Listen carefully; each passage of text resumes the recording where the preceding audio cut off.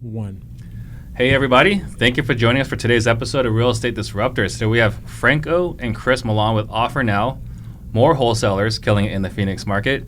And they're here to share how they've gotten to $250,000 consistently by wholesaling virtually in multiple markets. If this is your first time tuning in, I'm Steve Trang, broker and owner of Stunning Homes Realty, founder of the Offer Fast Homes app, the only MLS for off-market wholesale properties. And I'm on a mission to create 100 millionaires, so if you want to join us, please connect on Instagram.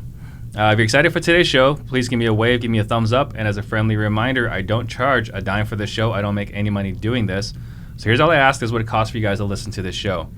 I am actively trying to get more subscribers on YouTube so that we can reach more additional non-subscribed people on YouTube. So if you're watching right now, please subscribe, click the bell so that we can tell YouTube to share this to more people.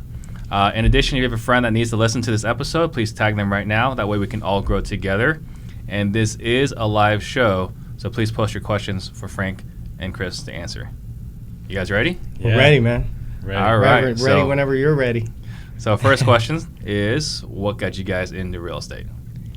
So we got in real estate, it was a while back. It was about 6 years ago. You know, we were trying to, I was flipping motorcycles. I flipped over 50 motorcycles. I would buy them, fix them up, you know, do a little bit of fixing up to it and list them on Craigslist. Selling to ASU kids, they would come and buy them, man. So that's kind of where the idea started. I was like, man, you could probably save capital and do the same thing with properties. Mm-hmm. So I started looking into it, but at the time I didn't have the work permit, so I couldn't get my license or any of that stuff. I worked legally in the States. And I was still working, doing a lot of, I built a lot of businesses before this, you know, mobile detailing business. We used to go detail cars, trailers, you know, semis, all this stuff. We had our clients. When I got my license. In Arizona? Yeah, in Arizona. So you guys are detailing outdoors? Outdoors in this heat. Oh, man, that sounds terrible. Outdoor in this heat. We had a client that I remember very clearly. We'll go every 2 weeks, semis out in Litchfield, detail them. You know, a client will make like $300 in 2 hours. So it was good money at the time. I was 15. I think you were like 11, bro. Early, somewhere around there. Ooh, yeah. So it was a lot of fun. But you know, we did a lot of until I got my work permit. When I got my work permit, I signed up to become an EMT. I wanted to become an EMT, go into firefighting. I'm into working out and all that stuff. Sounds like, you know, firefighter sounds cool. They work out. But then when I signed up, I found out that I started doing my research, and I found out that when you get your certificate, since I still didn't have my driver license, but I still had my work permit, you couldn't become a driver. So you couldn't get the job. So I immediately canceled, got my money, joined real estate, and it was just, you know, from there on, never stopped. So when was that? That was about 5 years ago. 5 years 16 ago. tries. I tried it, failed 16 times, passed it on the 17th, state, passed it on the 5th. So nice. Never stopped, man. I didn't want to go back, you know. I understand. Yeah. How about you?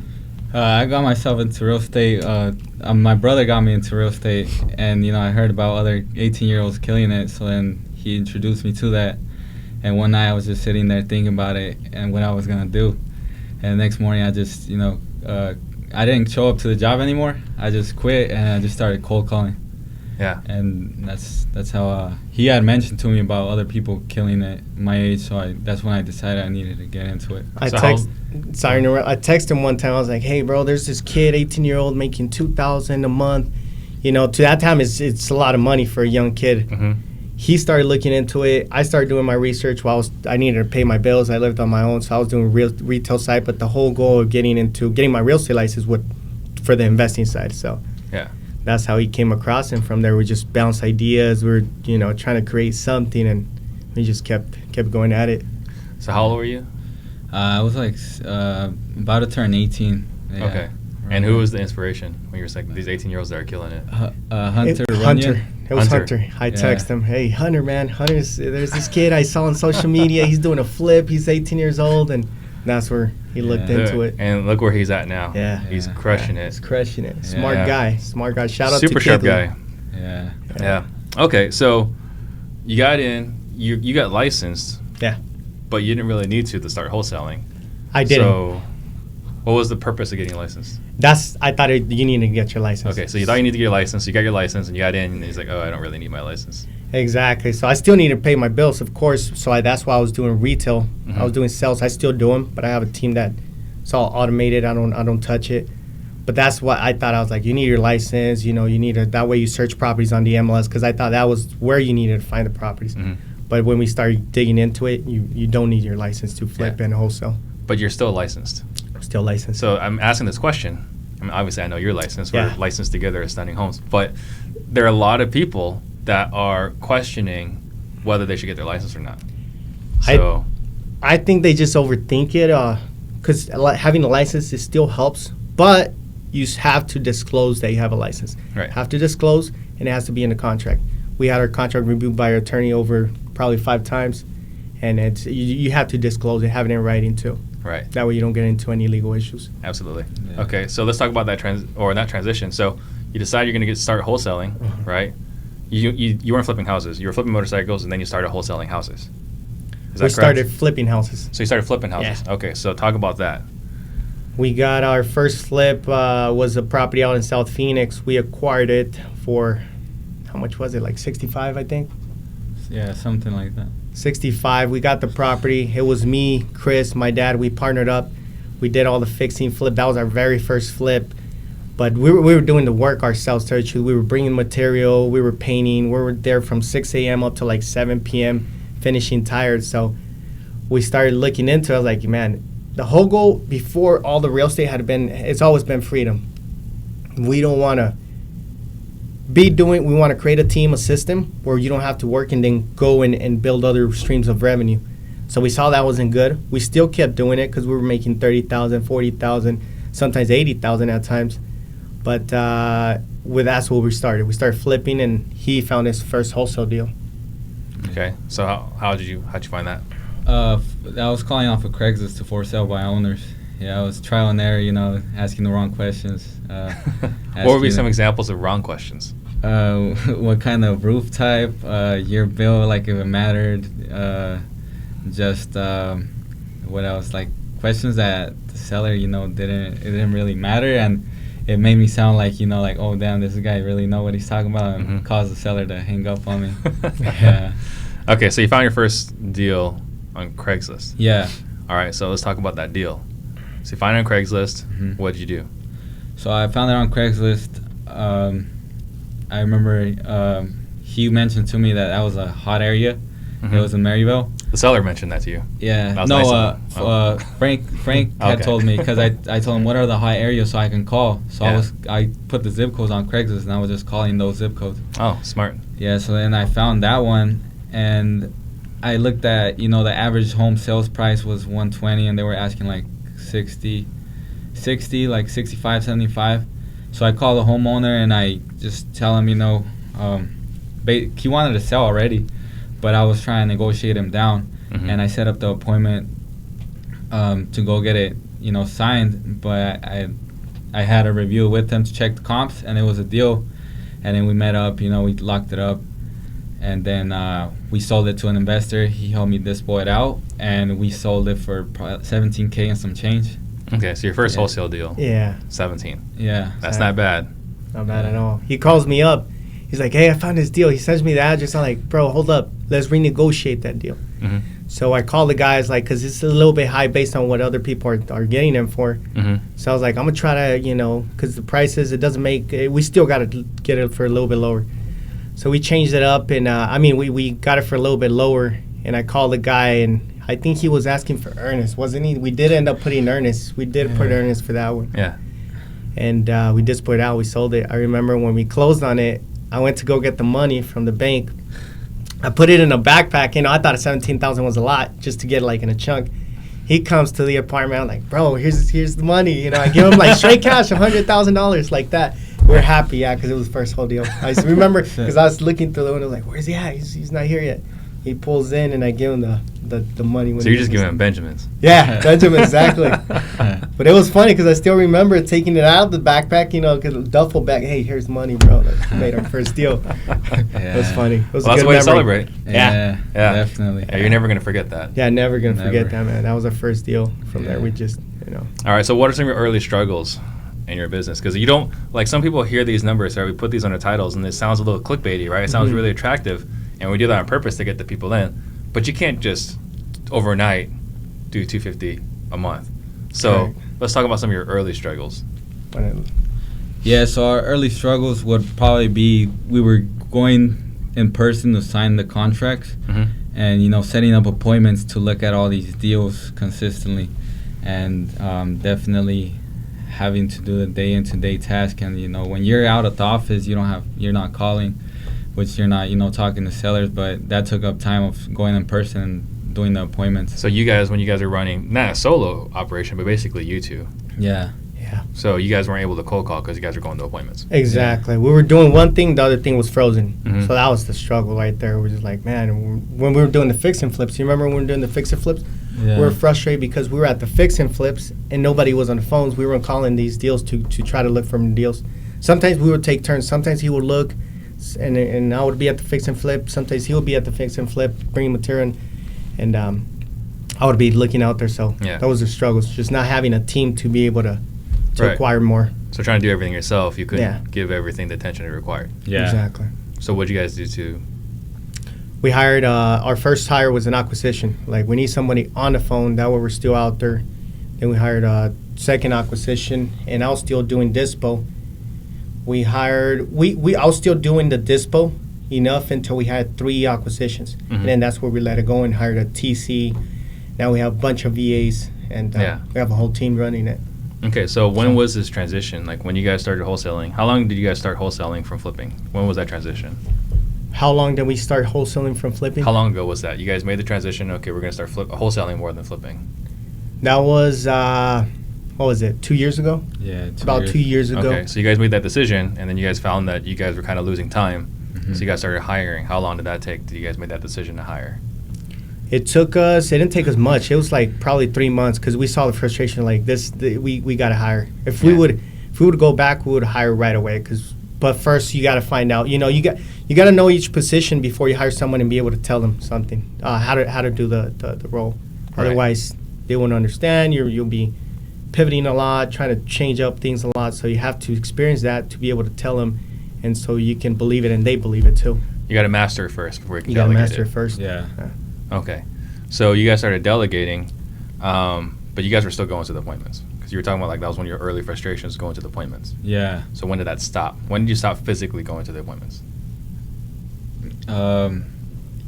We try to change up our script on doing it more, just little techniques of telling it like DocuSign, big corporates use this, so it's Yeah. legit, and it kind of like it's just that those like psychology that helps Mhm. give it credibility for them to sign over the phone. Yeah. And just saying like, oh yeah, we have a company and we're located here, and so we have an office, and just stuff Yeah. like that to avoid that of going in person and doing Mhm. an appointment.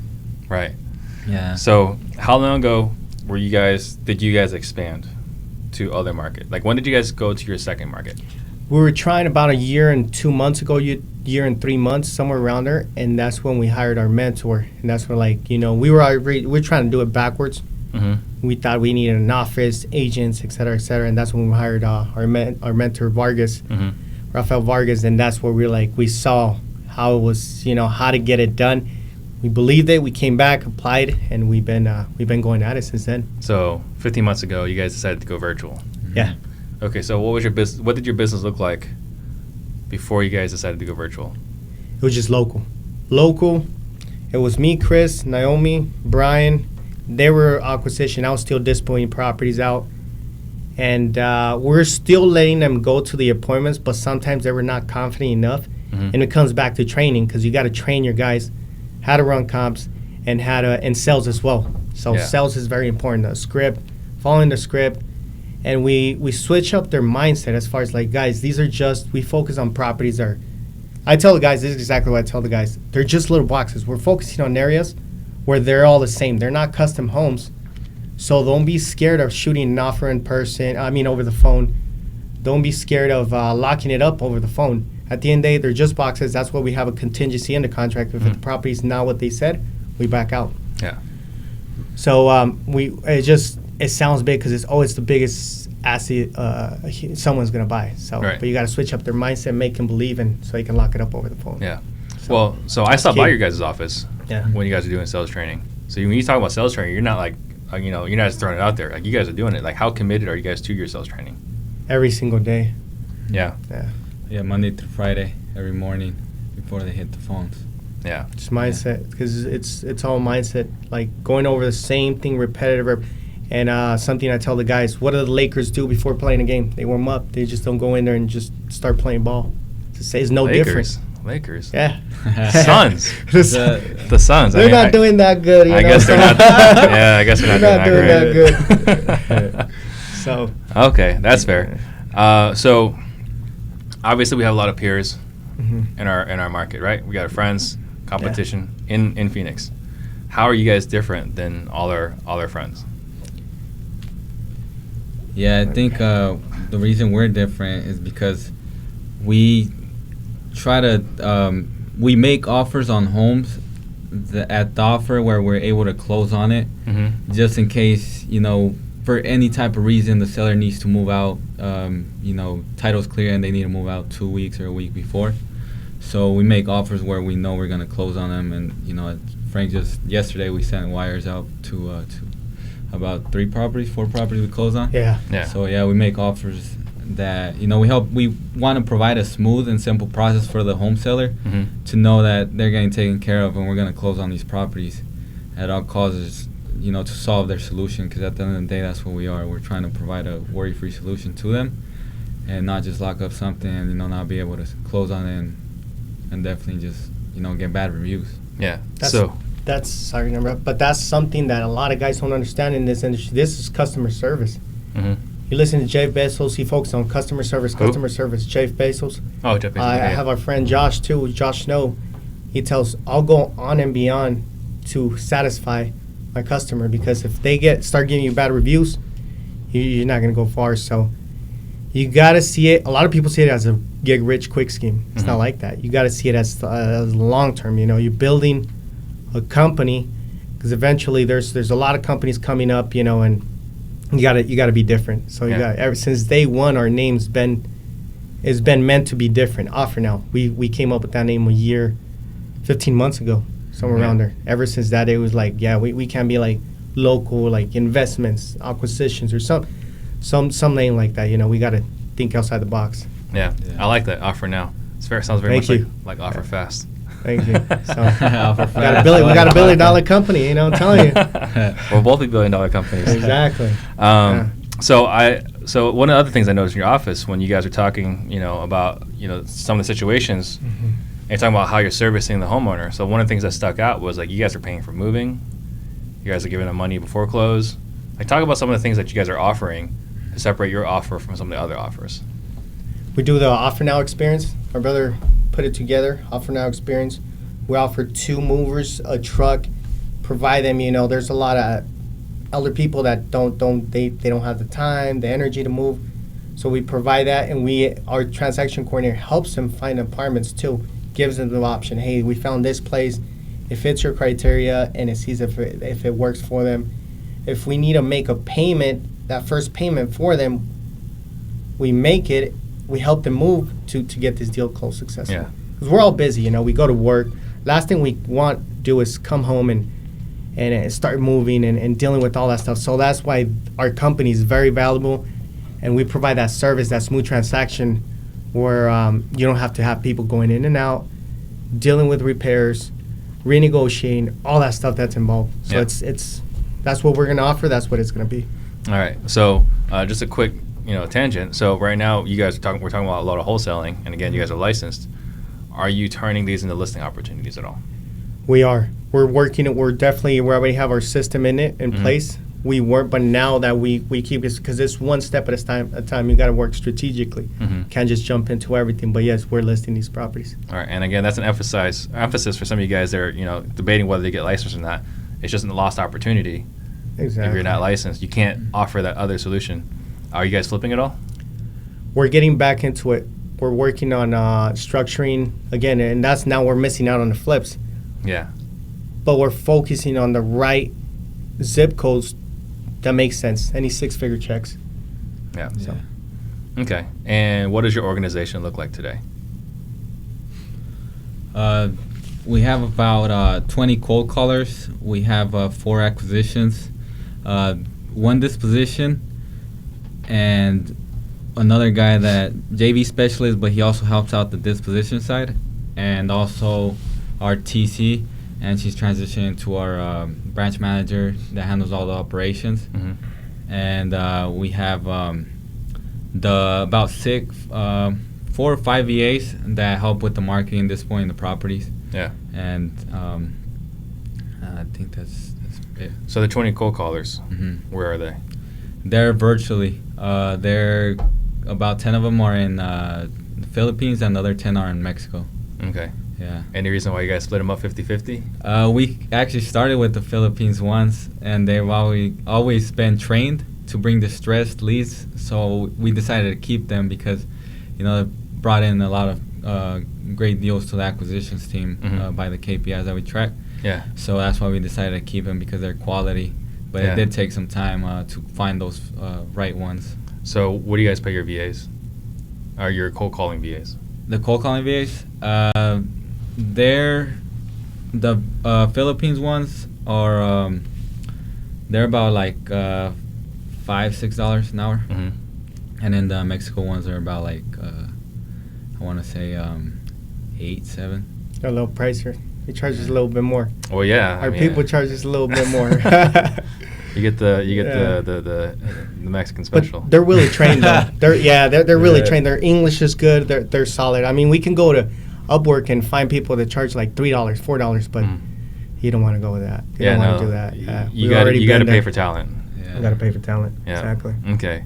And then your acquisition guys, so they're hitting the leads that have been warmed up Mhm. by the cold callers, or I would imagine by some of your texting and whatever. What do you pay your guys for closing these, warm leads versus cold calling themselves? I'll let Chris answer that one. The acquisitions guys, Yeah. we pay them. They have base salary plus commission, Mhm. 7% of the commission. that 7%? they make. Yeah. Okay. And then do you guys, actually I already know the answer to this, but do you guys do anything special on your disposition side that sets you guys apart versus, the average person that's trying to dispose themselves? I would say building relationships Yeah. is really crucial. You can't just shoot out a property address, text. I receive texts all the time. Ask me, do I know these guys? I don't. Yeah. Companies come up every month, new companies, and I really never receive a call from them, and they just, hey, I see that you this and this, and it just, again, it's relationships, Yeah. building relationships. Well, what I liked when I was in your guys' office was you got your VAs creating flyers, and you guys are basically harassing all the realtors in the area. Something like that, yeah. Reaching out to the correct ones. Yeah, the correct ones. The guys who do cash transactions on Yeah. investments. But I thought that was great, right? Like, Yeah. you got a property, it's like, this guy's he's got a buyer in his database somewhere. He's a Yeah. producer. Yeah. Send him these flyers. So, like, I don't see a lot of wholesalers sending me flyers of properties that are off market that are, I would say, any kind of quality, right? We all get the MailChimp constant contact Yeah. emails. Yeah. Why? Because it's the laziest thing to do. Yeah. Blast text, blast email. It's like easy. Someone's gonna buy it. I Yeah. just shut it out. Right. Got to go on and beyond. But I love the fact that you guys are creating the flyers, emailing to them, and then calling to let them know yeah. that there's a property available. Yeah. And the ones that say they don't want a property, we tell them, you're saying no to money. Exactly. Just That means you don't want to make no money. You don't want to make no money. All right, so let's see. There was a question here earlier. Bring the questions, guys. Bring the questions. Edwin Wong wants to know, what are your top 3 lead lists to hit? So your 3 favorite lists. Vacant out-of-state owners, tax defaults, and high equity absentee. Yeah. Yeah. So talking about the tax defaults, because Mhm. you guys are in multiple states, Yeah. is the tax defaults good here for you guys in Arizona, or is that really more like on a national level? Yeah, it would be like it definitely works different in all the cities, Mm-hmm. but yeah, it just varies. But those are the top 3 off of my head. Yeah. Yeah, but to keep track, they're all different. They perform different in each city. Right. Yeah. It's also sticking to the list too, because we're all hitting the same list. Yeah, we are. It's all follow up. Yeah, it's all on the follow up. Yeah. It's all on the follow up and training the guys. Right. So. Definitely. No, that makes a lot of sense. So one of the questions here is, let's see, who was it? Chris Allen wants to know, what states are you guys working in? We're in Arizona, Texas, Georgia. We're in Nevada. We're also touching base. We're in different. Those are 4 strongest markets right now, but we're in other ones as well. But those are the ones where we're actually doing deals. Okay. And Chris Allen wants to know, did you invest in a course to start wholesaling? Of course, you talked about the mentor. So how much was the mentors from Ryan? It was expensive. That's all I'm going to leave it there. It was pricey. Yeah, it was pricey. Okay. So if you guys want to find out, you guys got to go straight to Rafael. Yeah. And contact us as well, too. We can help you guys out, too. Let's network. Shoot us, contact us on social media. Chris, what's your hashtag? Chris Milan. Chris Milan _ Yeah. So. Okay. So we talked about how you guys are finding your deals. Pulling data. Do you guys have a favor for pulling data? Yes, we do IDI, we do TLO, we do tracers. Just straight from the source. Yeah. And then as far as KPIs, what are some of the KPIs you guys are important to you? You know, your business is a little bit different since you guys are in multiple markets. Mm-hmm. What are some of the KPIs that are important to you guys? Some of the ones that we have the operations keep track of is definitely talk time and how many leads it takes them to get a contract. And the other one is like what zip code is performing better in each city, and constantly hitting that one. Since we're, like you said, we're in a few cities. And another one is how fast the deal sold. Yeah. So talk about talk time. Why are you guys tracking talk time? It's the more you call, the more you call, the luckier you get. That's true. The more leads you touch, the more. But that's dial time. Yeah. Right. So you're saying talk time. You're talking about talk time or dial time? Yeah, talk time. Talk time. We actually talk time. Yeah. So what is it about talk time? You're trying to have as long a conversations as possible? That lets us know it should take an average, like to present an offer, it should take no longer than 8 minutes. If they go down the process, and just go straight line. Yeah. So definitely it lets us know how many offers they presented, and that how many offers they did a day to the week, and we average it out by how much talk time they did in the whole week to the day. So that's why we track that, and then it lets us know if they're doing only 30 minutes of talk time, then lets us know they weren't on the phone. Right. Okay. So Sam Velasquez wants to know, what are some of the important tools and factors for your business when you consider opening in a new market? Having the data, buying the data, and start working on your buyers list. Yeah. Networking, So how are you guys building a buyers list remotely? We do it multiple ways. The real estate agent side, going 1 mile, 2 mile radius within where we get the deal. We network in Facebook groups. We do Craigslist. We do Zillow. We're bringing buyers from the MLS as well. Yeah. Gotcha. And our VAs do all that stuff. They input in Podio in our mailing system. So Adrian Argueta wants to know, where did you find these cold callers?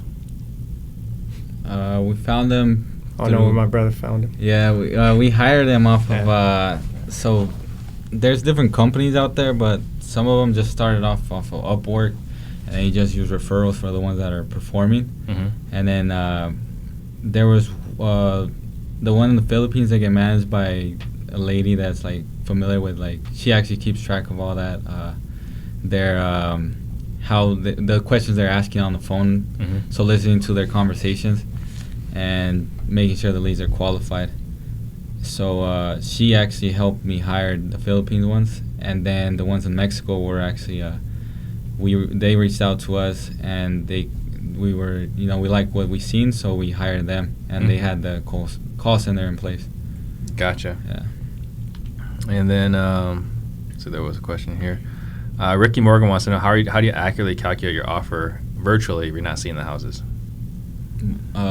So the way we calculate is because we have MLS access to each of these cities that we're in. Mm-hmm. And the great thing about the other cities we're in, the only one that I see is different, the one in Phoenix and Tucson and San Antonio. But the ones like in Dallas and Austin, Houston, Atlanta, Georgia, they all use the matrix, even the Las Vegas. And what the good thing about that is that you can go back to 400 a year back and you see twos. And the good thing about those twos is that lets you know that the property was bought and resold within the last 12 months. So you kind of see what the cash purchase was at and what the investor ended up closing at, or what he's trying to push it out at. So you kind of get an idea what ARV, what percentage they're buying at. Mm-hmm. And that lets you know right off the bat if it's a good deal. Let's say this homeowner wants $60K and 2,100 square foot. Then you see that property, you see a two that the property's 2,100 square foot, and they bought it for $80K and it was completely gutted, and you already know it's a deal if that property is in that same condition. Mm-hmm. And they want $60K, or if it's in better condition they want $60K. Yeah. So that's basically how we tell our guys, because it differentiates in being in different markets how much they're buying on the dollar. So Right. we just tell them to look at the cash sales. Awesome. And then Edwin Wong wants to know, what is your net profit margin per month as a percentage? We keep about 40%. 40% net? Yeah. Okay. And then Joey Visual wants to know, do you have any other mentors before Raphael? We've had quite a few in different departments, not just real estate. We've had, co-hatter. Which other one did we get? We've had a couple more, Yeah. We also always are, and I would say maybe our best mentors books. We've consumed. I went to San Diego. I listened to an audiobook on the way over there, and then to another one on my way back. So we're always learning. He's always showing me videos and new stuff, and I was like, we listened to it, we bounce ideas. Last night I got back from San Diego. He called me like, hey, did you listen to that book that I sent you? They have this idea. So we're always learning. So the books are the biggest mentors. Yeah, and I know that's true because I've seen you. Actually, I had gone to Orange County, and I had taken a picture of me listening to an audiobook, and you were actually messaging me like, dude, I'm listening to that same audiobook right now. yeah. All right, so let's see what else is there. I'm probably butchering this name, but I'm guessing Dejón Mendoza wants to know, if you were starting again from nothing, how would you approach business? How would you approach building your business? If you were starting from nothing, how would you approach Building your business right now to where you're at? Have to reinvest. Don't buy dumb stuff. Reinvest back into the business. But if you were starting with nothing right now, yeah, let's say Offer Now gets shut down for whatever reason, and it's just you two on your own again without. We'll restart it. Because we already know any other business. Hire a mentor. Hire a mentor. I would hire a mentor to shortcut the learning process. Yeah. So we'll go into a different industry. If we couldn't get back into real estate, we'll just go into another different. Which that's what we're already working. Not because it's going to get shut off, but we're working on a ton of more streams of income. Gotcha. Makes sense. Louis Shapiro wants to know, when it comes to the closing table, seller finds out how much you're profiting and they want to cancel. What do you do? Has that happened to you guys? Or a seller wants to cancel at the end because of the assignment fee? Not that I can remember. It's not consistent. Rarely, but we just have our TC closes them. She persuades them to close. Yeah, that shouldn't be happening. It shouldn't happen. That's why you set your expectations since the beginning. Yeah. Hey, seller, we're an investment company. We make profit. We either buy it to rehab it, we buy it to keep it as a rental, or we sell it, make an assignment fee. Yeah. So that shouldn't happen. You gotta be transparent. I know a lot of people, are kind of trying to, hey, I'm gonna buy it. You have to be transparent with what you're doing. That way you don't run into these surprises. Yeah, I think that's the big thing, is making sure they know that you're making a profit off of this. Yeah.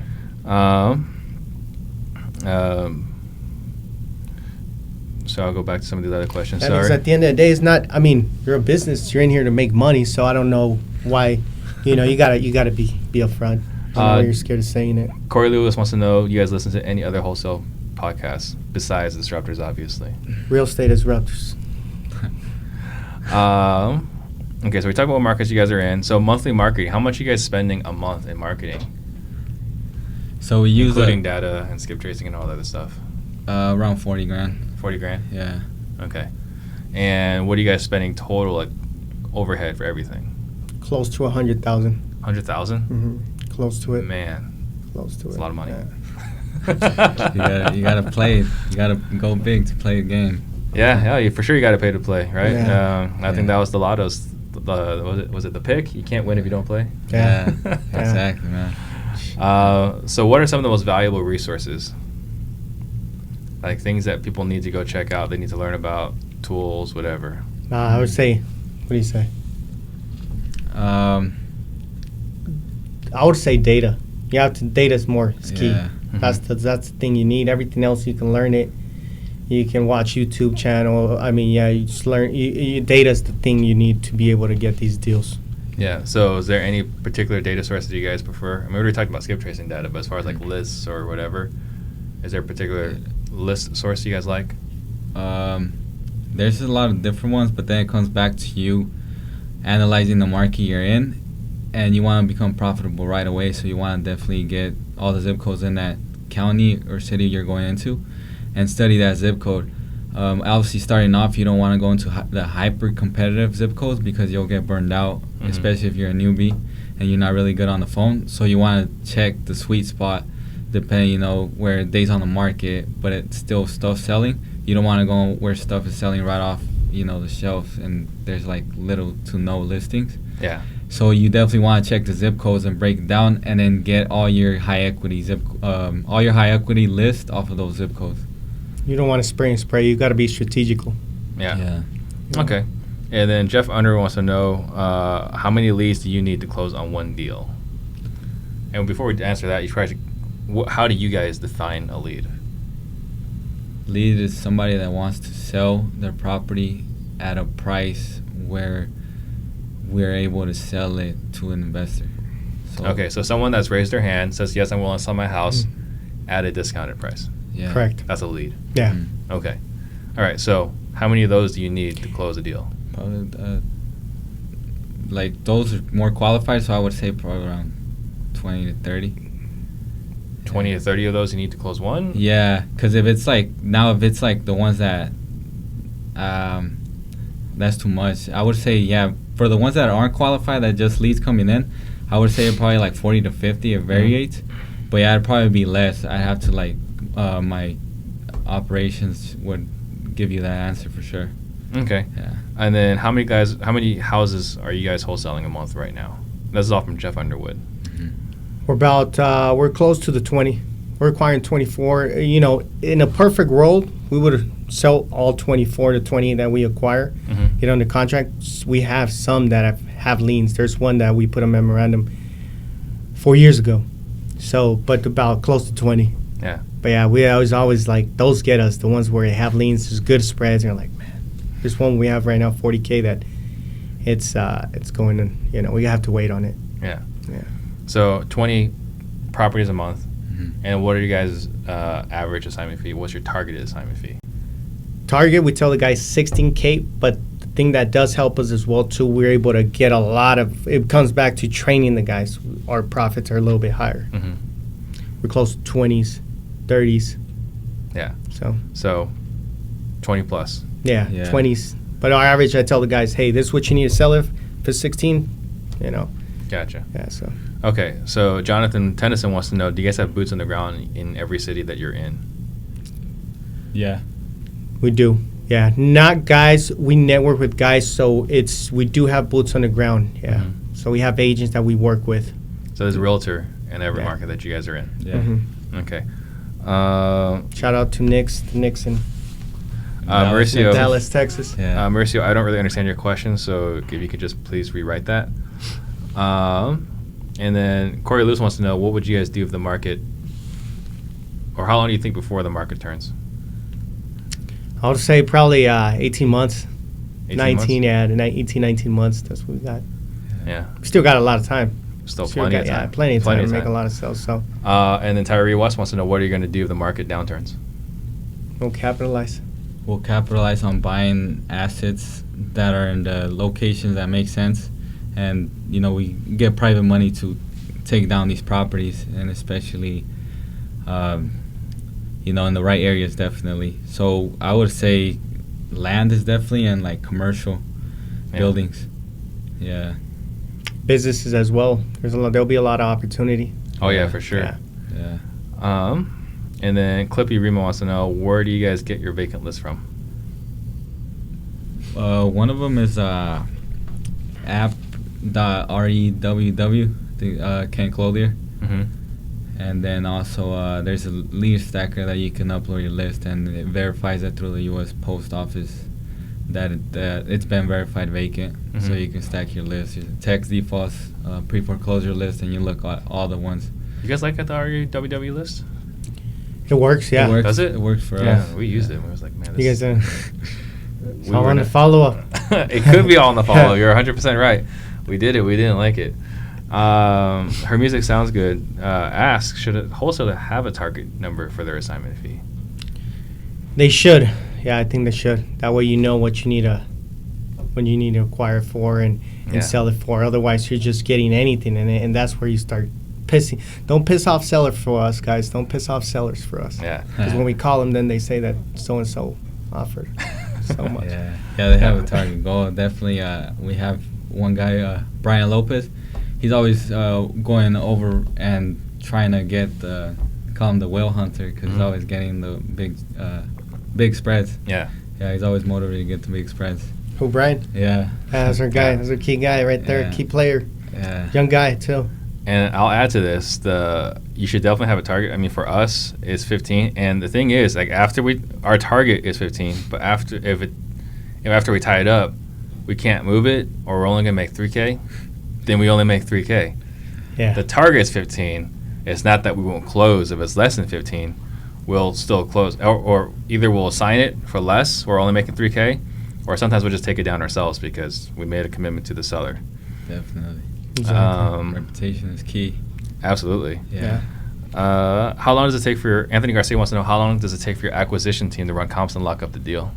It's right there and then. What is it? It's 5 minutes, less. Yeah. It's just we've trained them at, like, before they hit the sales floor, they need to have the screens ready. All the MLS is open on one side and Podio on one side. That way they just solid. So let's talk about that transition, right? So you get your cold callers overseas or down south, and they've got a seller that says, yes, I'm thinking about selling my house for cash.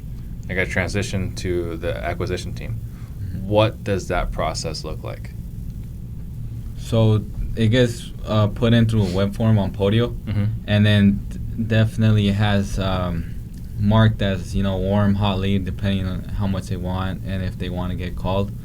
And then they get, when they go on new untouched, and then the acquisition are able to see and lock up the deals on Podio and categorize them. And we have somebody definitely go through the leads and check that they're qualified. So how quickly from when the VA says this is a real lead until the acquisition person knows? Is it like immediate? Is it instantaneous?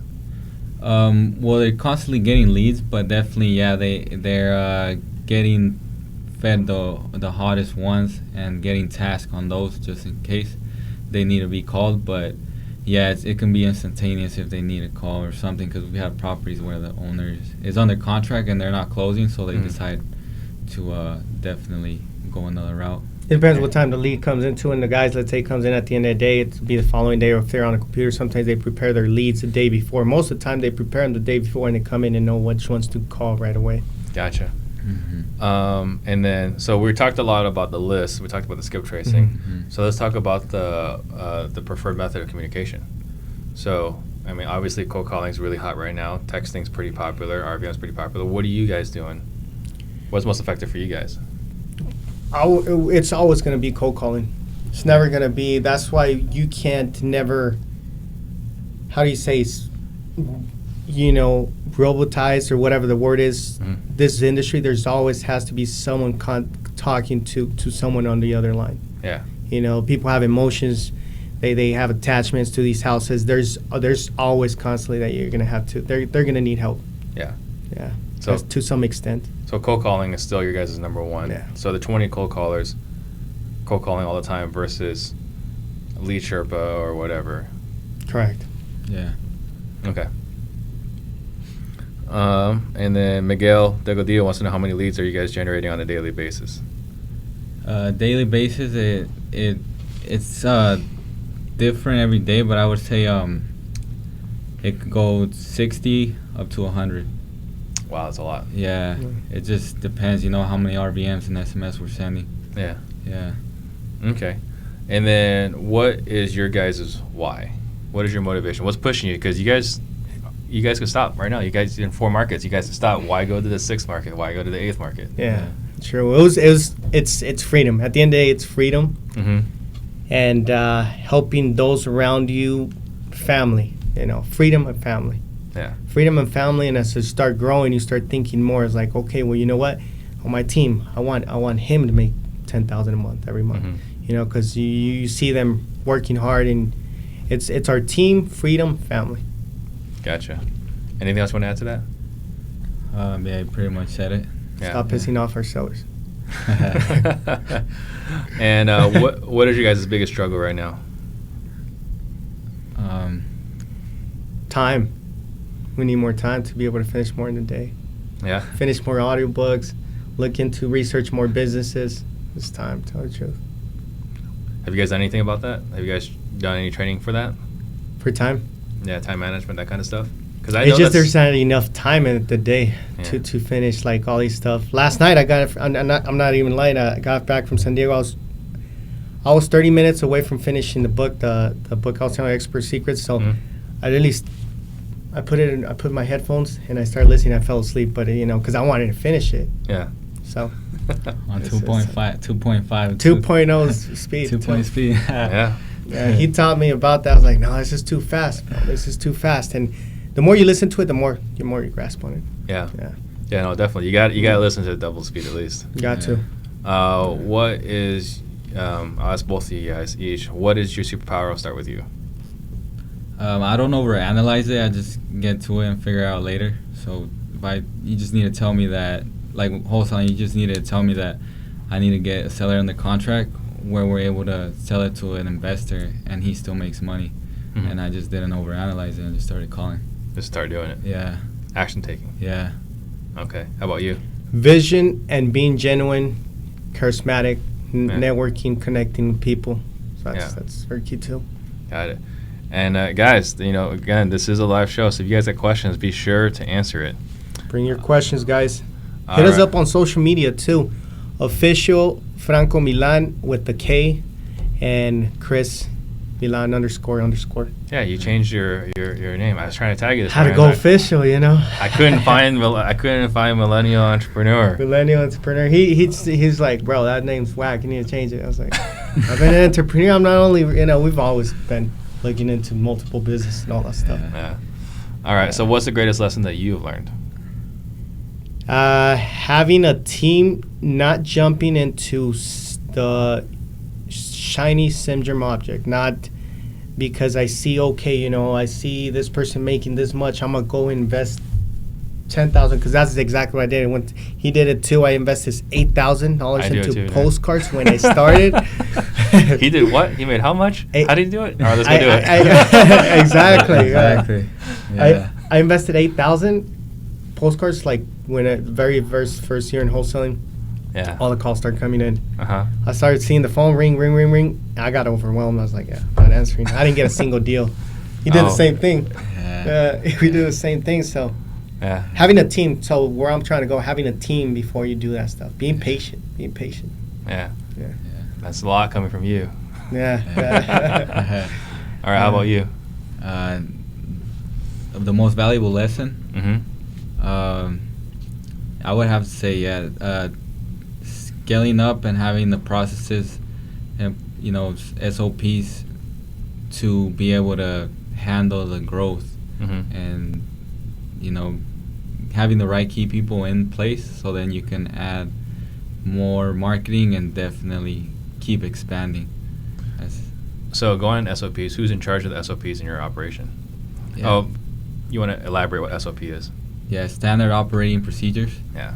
and the book that helped us is Scaling Up, Mm-hmm. Rockefeller Habits. We actually meet up on Sundays with, she's RTC, but she's also helping out with the operations. Mm-hmm. She's our branch manager Yeah. /. She's actually helped us out a lot, and we definitely go over them too.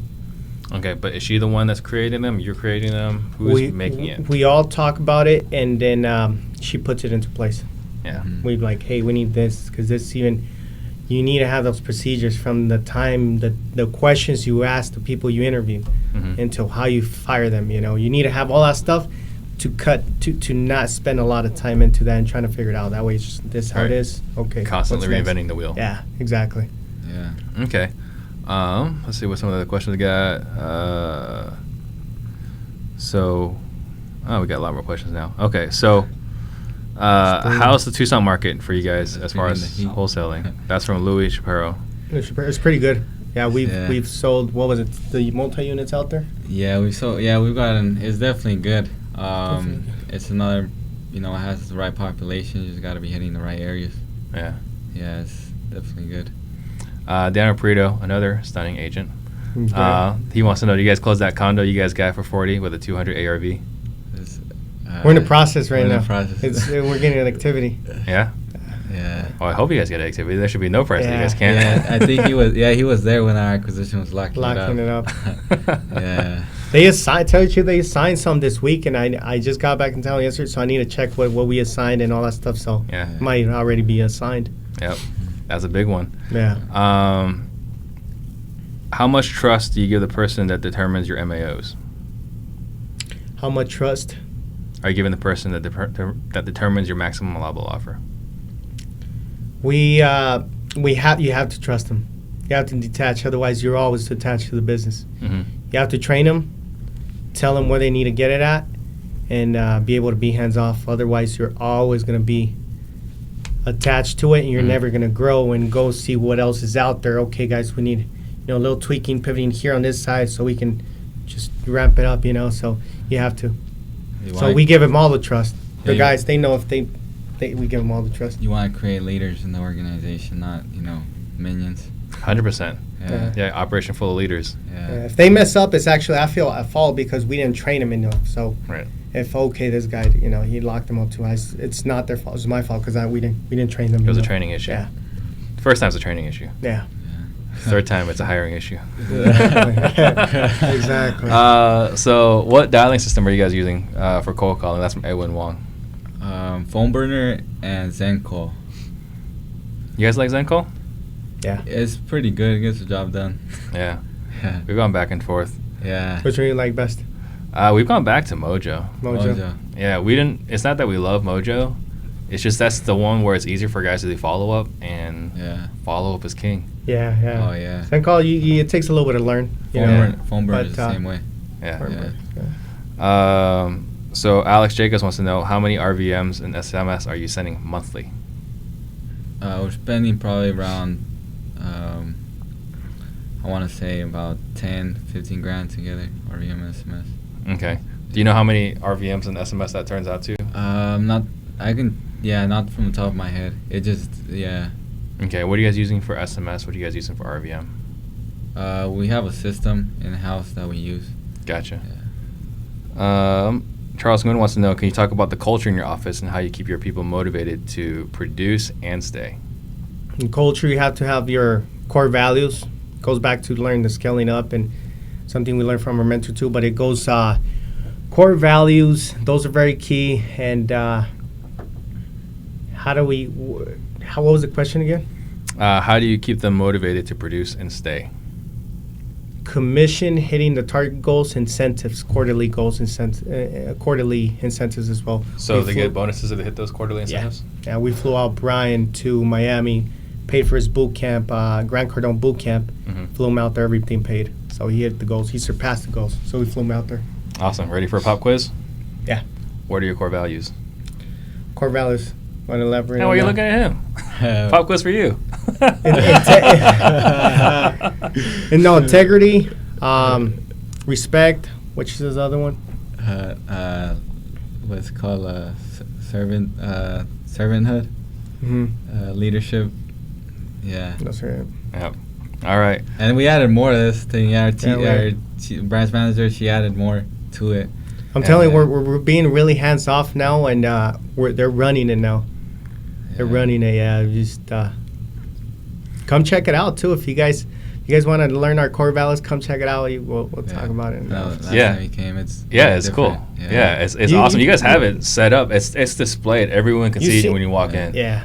Right. The core value is there for everyone to see it. It's not a secret.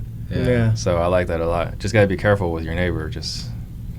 He's gone. Edward. Is he gone? Yeah, he's gone. Oh, that poor guy. He was so nice, except for when he was screaming. Yeah. Guy's nice. He does really well too. Yeah. He's gone though. Man, that was nuts when I was there. That's crazy. Okay, so let's see what else. There was another question here. Rashad Stevenson wants to know what percentage of your business is PPC and internet marketing. So we're just transitioning into that. We weren't ramping it up because we were in the process of buying the domain, because we had a domain without an E, and that's now we're building our website, and it should be done here soon. Domain without an E. Yeah. For offer now. Yeah. Yeah, we actually now acquired the original one. We're going in negotiations with it. But you guys have already locked it up. Yeah. It's all locked up. Man, that's a big one. Yeah. That must have been It's a pricey. $1 billion company. Anyone who wants to write us a check, let us know, guys. That must have been expensive. See, what was I negotiating with? I think, was it Offer Now that I was negotiating with? It was somebody. It was a domain. Yeah. Oh, I know what it was. It was sellmyhousefast.com. I think that's what it was. Really? Yeah, sellmyhousefast.com. And she wanted like $50K. I was like, whoa. It's like, I want to buy it, but I don't have $50K to just throw out there. The domain. Yeah. So that's something you guys, if you guys thinking of wholesale, make sure your name, actually, it's well branded and it's not a local name, if that makes sense, right? Mm-hmm. Yeah. You're thinking national, not just your typical acquisitions or investments or I buy houses, something like that. Right. Absolutely. Yeah. Okay. So, any favorite, best, or most interesting failures that you guys want to share? Mine, we have tons, man. That's how we learned. That's why we learned. But top of my head, the most interesting, the postcards one. I think I already, I spent $8,000. Didn't have the team. Calls started coming in. Another one, fixing flips. I was doing 4 or 5 flips at a time, and it was just like, because I acquired a financing hard money lender that would do 5% down. Got excited. 5% down, and had all this overhead. I was like, man. Yeah, those trying to finish it fast. Those hard money guys, yeah, they will collect every time. They do. Yeah. They do. Yeah, they're gonna be okay. Yeah. if the deal doesn't go okay. Yeah. Yeah. Shit. All right. So, is there any book more than any other book that you guys have gifted?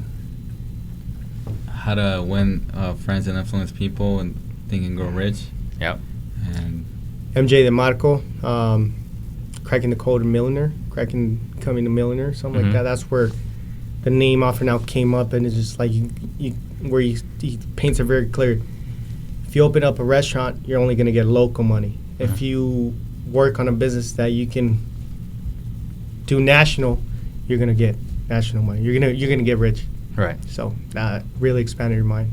Gotcha. Makes sense. All right. So I want you guys to think about something you want to leave the audience, the listeners, with, while I make a few quick announcements. Okay. So guys, friendly reminder again, Max Jimenez and I were doing our 2-day workshop where we're going to be going over our entire business, and that's going to be on September 20th and 21st.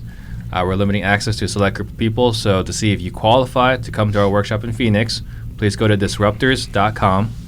And then I will be speaking in Houston for Wholesaling Live. Go to wholesalinglive.com and put in RED for 25% off. Also be in Biloxi, Mississippi on October 25th and 27th for Real Estate Roundup Live. If you want to check that out, go to bit.ly/RERLIVE. And then we've got, I'll be finishing the year in New Orleans with Chris Rude in December 6th through 8th for Skillathon 2019.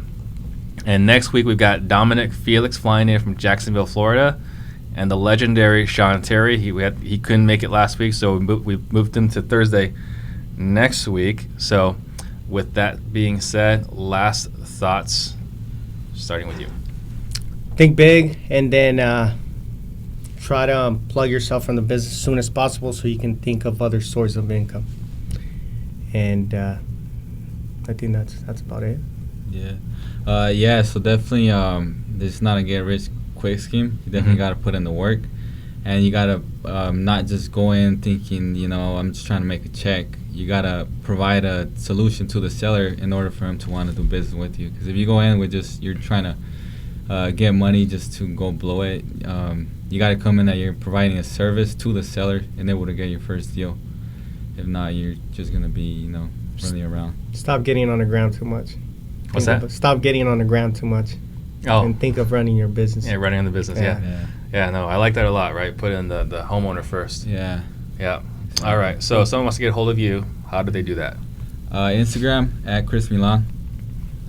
And official Franko Milan or just Franko Milan with the K. Look us up, guys. Let's network. Let's connect in all the cities where we mentioned we're in. Let's go through the cities again real quick. So states, we're in Arizona, Texas, Nevada, and Georgia. I know, but the cities. Oh, the cities. Houston, Dallas, Phoenix, Tucson, Las Vegas, Atlanta. Perfect. Awesome. All right. Thank you, guys. Thank you. Thank you Awesome. for having us. Yeah. Stop Thank pissing you. off our Thank you sellers, guys for watching.